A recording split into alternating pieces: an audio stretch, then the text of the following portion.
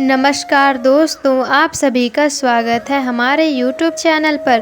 दोस्तों, भगवान शिव के बारे में ऐसा कहा जाता है कि भगवान शिव त्रिलोक के आदि हैं और अनंत के देवता हैं, जिनके आगे दुनिया के सभी शक्तियां असफल हो जाती है। लेकिन क्या आपको मालूम है कि आखिर भगवान शिव का जन्म कैसे हुआ था और उनकी माता कौन थी और उनके पिता का नाम क्या था? उन्होंने किससे अपनी शिक्षा प्राप्त की थी और किस किस को शिक्षा का दान दिया था? अगर नहीं तो इस वीडियो के माध्यम से हम उन सभी सवालों का जवाब देने वाले हैं, इसलिए इसे अंत तक जरूर देखिएगा। तो दोस्तों, आज सबसे पहले भगवान शिव के जन्म से जुड़ी पहली कहानी यानी शिव पुराण की एक लोकप्रिय कथा के बारे में बताने वाले हैं। दोस्तों, शिव पुराण के अनुसार भगवान शिव को शंभु माना जाता है, जिसका मतलब होता है कि भगवान शिव का जन्म स्वयं ही हुआ था। यानी कि इससे एक बात तो साफ हो जाती है कि भगवान शिव की ना तो कोई माता थी और ना ही उनके कोई पिता हैं। इसी कारण से भगवान शिव पंच तत्वों से भी परे हैं, जिस कारण से उन्हें मृत्यु का भी कोई भय नहीं है और इनकी मृत्यु कभी नहीं हो सकती। तो अब बात करते हैं विष्णु पुराण के बारे में। विष्णु पुराण में बताए गए भगवान शिव के जन्म से जुड़ी हुई एक और कहानी के बारे में विष्णु पुराण में बताया गया है कि भगवान विष्णु के माथे से निकलने वाली तेज के कारण भगवान शिव की उत्पत्ति हुई थी और उनके नाभि से निकलते हुए तेज से कमल पर विराजमान ब्रह्मा जी का जन्म हुआ था। मगर दूसरी ओर भगवान विष्णु के जन्म के बारे में शिव पुराण के बारे में बताया गया है कि एक बार की बात है, जब भगवान शिव अपने घुटने मल रहे थे और उनके घुटनों से निकलने वाले मैल से भगवान श्री विष्णु जी का जन्म हुआ था।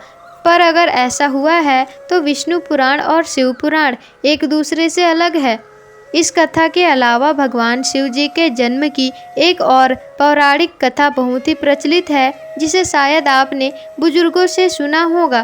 पर अगर नहीं तो आपकी जानकारी के लिए बता दें कि यह एक बार की बात है, जब भगवान विष्णु और परम ब्रह्मा जी के बीच बात पर बहस छिड़ गई थी कि आखिर इस संसार में सबसे महान कौन है। और भगवान विष्णु और भगवान ब्रह्मा जी इस बात को लेकर बहस कर रहे थे, तो एक जलते हुए खंबे के रूप में महादेव उनके बीच आ गए थे। तो दोस्तों, वे दोनों इस बहस को नहीं समझ पाए और तभी अचानक से एक आवाज़ आई, जिसने कहा कि जो इस खंबे का छोर ढूंढ लेगा वही सबसे महान कहलाएगा। ऐसा सुनते ही ब्रह्मा जी एक पक्षी का रूप ले लेते हैं और खंबे के ऊपरी हिस्से ढूंढने निकल जाते हैं। वहीं विष्णु जी ने वराह का रूप लिया और खंबे का अंत ढूंढने के लिए निकल गए। बहुत देर तक ढूंढने के बाद भी दोनों में से किसी को भी खंबे का छोर नहीं मिला और दोनों हार मानकर वापस आ गए। और फिर भगवान विष्णु और ब्रह्मा जी ने ये मान लिया कि महादेव ही सबसे महान है और सबसे शक्तिशाली हैं। इनसे बड़ी शक्ति इस दुनिया में कोई भी नहीं है। इसके साथ ही शिव पुराण में बताया गया खंबा इस बात को दर्शाता है कि ना ही भगवान शिव जन्मे थे और ना ही उनका कोई अंत है। और एक कारण तो ये भी है कि भगवान शिव को स्वयं शंभु कहा जाता है, यानी कि भगवान शिव का अंत है ही नहीं, मैं अमर हूँ। तो वो बात करते हैं भगवान शिव से जुड़े एक ऐसे विषय के बारे में जो सबसे ज़्यादा प्रसिद्ध है कि क्या भगवान ब्रह्मा क्या भगवान शिव के पिता हैं। जी हाँ, इनकी ये कहानी लोगों के बीच काफ़ी प्रसिद्ध है।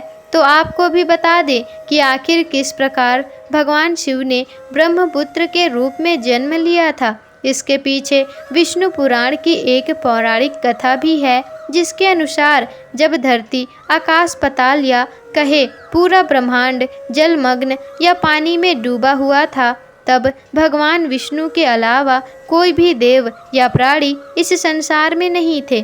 तब केवल विष्णु जी ही जल के सतह पर अपनी शेषनाग पर लेटे हुए नजर आ रहे थे, जिसके बाद उनकी नाभि से कमल की एक डंडी पर ब्रह्मा जी प्रकट हुए और और जब भगवान ब्रह्मा और भगवान विष्णु ब्रह्मांड से संबंधित बातें कर रहे थे, तब भगवान शिव प्रकट हुए।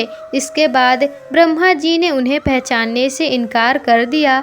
इसी कारण से भगवान शिव रूठ गए और उनके रूठ जाने के कारण भगवान विष्णु ने उन्हें दिव्य दृष्टि प्रदान कर ब्रह्मा जी को भगवान शिव की याद दिलाई, जिसके बाद भगवान ब्रह्मा को अपनी गलती का एहसास हुआ और फिर शिव जी से क्षमा मांगते हुए उन्होंने उनसे अपने पुत्र के रूप में पैदा होने का आशीर्वाद मांगा, जिस कारण से भगवान शिव ने ब्रह्मा जी की प्रार्थना स्वीकार करते हुए उन्हें ये आशीर्वाद दे दिया।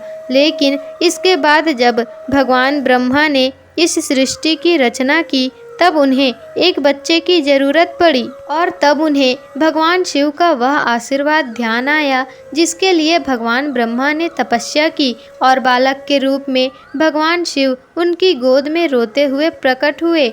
आपको अब बता देते हैं कि भगवान शिव का एकमात्र बाल रूप था।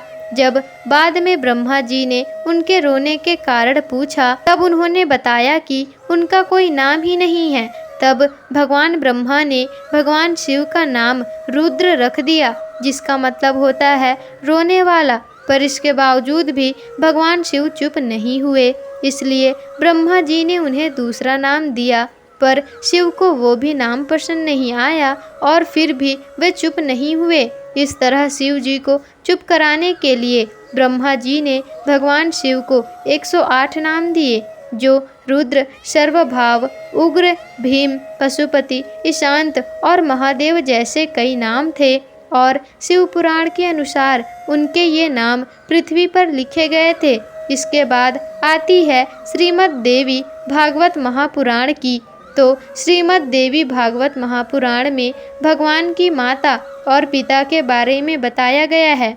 श्रीमद् देवी महापुराण के अनुसार देखा जाए तो एक बार जब नारद जी ने अपने पिता ब्रह्मा जी से पूछा था कि इस सृष्टि का निर्माण किसने किया है, साथ ही भगवान विष्णु, भगवान शिव और आपके माता पिता कौन हैं, तब ब्रह्मा जी ने नारद जी को बताया कि त्रिवेदों के जन्म के बारे में बताया था। जो बताया वो वाकई चौंका देने वाली बात थी।